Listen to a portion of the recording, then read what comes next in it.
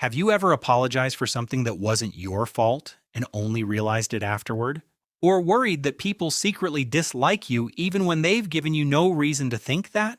These reactions can feel like personality traits, but psychology suggests something different. Sometimes, who you think you are is simply who you had to become. The deepest childhood wounds aren't always caused by painful events. Sometimes they're created by what never happened. The comfort you never received, the reassurance you never heard, and the emotional safety you quietly learned to live without. Because those absences leave no visible scars, most people never realize they're still carrying them. Here are 7 subtle signs your childhood may still be shaping your life. The first sign is apologizing far more than necessary. Someone bumps into you, and you instinctively say sorry.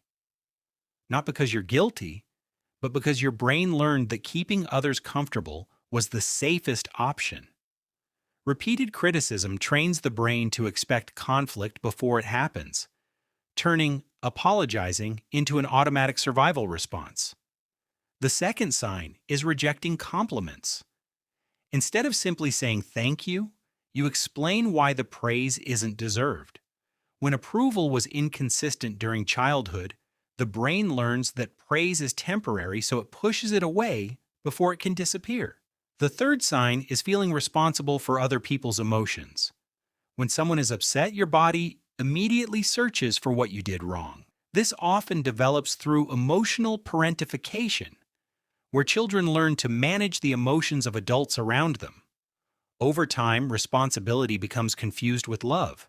The fourth sign is struggling to know what you actually want.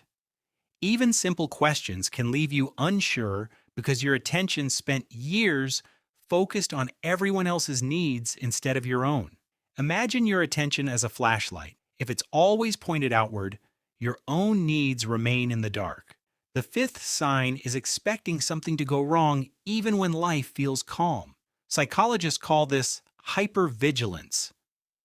Your brain works like an overly sensitive smoke alarm, reacting to small uncertainties as if they're real emergencies, because calm never felt completely safe. The sixth sign is finding it difficult to ask for help, not because you're independent by nature, but because asking for help once led to rejection, shame, or disappointment. Repeated experiences strengthen neural pathways, teaching the brain that handling everything alone feels safer than risking emotional pain. The seventh sign is feeling deeply uncomfortable with conflict. Even a small disagreement feels threatening. You either stay silent or over-explain just to restore peace. Your nervous system isn't responding to the present moment. It's responding to emotional expectations learned years ago. The important thing to understand is that none of these patterns mean you're broken.